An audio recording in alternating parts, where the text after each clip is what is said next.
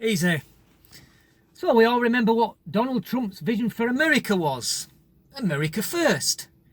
Every great leader should put their country first. But Joe Biden, of course, he wants to present himself as the opposite of Donald Trump. So he's now running on a platform of America last, vengeance first. Vengeance against all the citizens who voted for Donald Trump. Vengeance against all those citizens who benefited under Donald Trump's leadership. And vengeance to all the Republican representatives and senators that he can shake a stick at. So let's have a look at what he's done so far in his first month in office. The first thing we see is, still counting as well, 47 executive orders, which is about 10 times more than Donald Trump made. And Joe Biden once said that those who govern via executive orders are actually dictators, and they don't have any semblance to democracy. So where's all that gone? So let's look at his first stroke of the pen, was to cancel the Keystone XL pipeline. That's a pipeline carrying oil from Canada to America. The company building that pipeline was committed to the whole project being zero carbon emissions. In other words, it was being done in an efficient and an environmentally friendly way. Without that pipeline, America is still going to need the oil, but where's it going to get it from? Well, it's either going to get it from Canada as it does already, instead being transported by train and by trucks, which is going to pump out a lot more pollution than the pipeline would. Then, of course, they'll have to go to the Middle East to get the oil, places like Iran, but at least it keeps Biden's mates in business in Iran, doesn't it?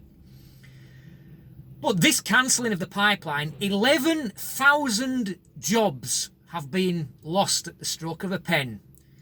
And that's just those working on the project. It doesn't even include the wider supply chain.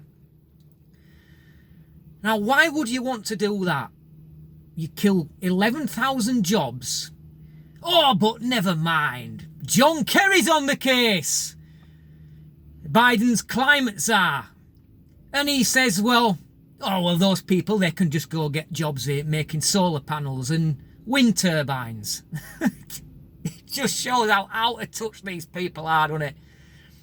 And when his hypocrisy about flying around the world on a private jet gets brought up, he said, well, people like me have to do that. People like me. You see where that comes from? The arrogance. The absolute arrogance of these people knows no bounds. And then his second thing was to now rejoin the Paris Climate Accord, which is clearly a move to reverse Donald Trump's order of pulling America out of it. Now, we must remember that under Donald Trump, that America had its cleanest air that it had since the industrial age. And that was all achieved while America was outside the Paris Climate Accord. And re-signing America up to this is going to do nothing but cost America billions, picked up by the taxpayer, and effectively giving the so-called developing countries like China a free pass to pollute as much as they like. So how does that benefit America? Yeah, of course, it doesn't. It's a virtue signalling political stunt made in order to rub it in the faces of Trump supporters. And all these jobs that were lost by the Keystone XL pipeline, they happen to be in Trump supporting strongholds as well. Coincidence, would you say? And thirdly, he's committed to re-signing America up to the World Health Organization. You know, that body that effectively lied to the entire world about the origins of coronavirus. Trump did exactly the right thing by pulling America out of that, because you don't go giving money to an organisation that blatantly lies to you. You just don't do it. That's basic economics. So now America's set to be stung for that. And the World Health Organization have just done a very thorough investigation on the origins of coronavirus and found that it had nothing to do with the lab or the wet market. Well, I tell you what, I've included this link in the description box before. I will do so again. You watch Dr. Li Mengyang's version of what happened. And lastly, we see the southern border that he's signed an executive order to entirely stop deportations. And he's basically said, illegal immigrants, come on in! We see an open border now where caravans are already started to form and are flocking to America. And Biden's basically going to let them in. He's going to stop all construction of the border wall. What's the goal behind that? Well, that's obviously to turn Texas into a blue state. If you turn Texas into a blue state, it's very likely that the Democrats will win every election going in perpetuity.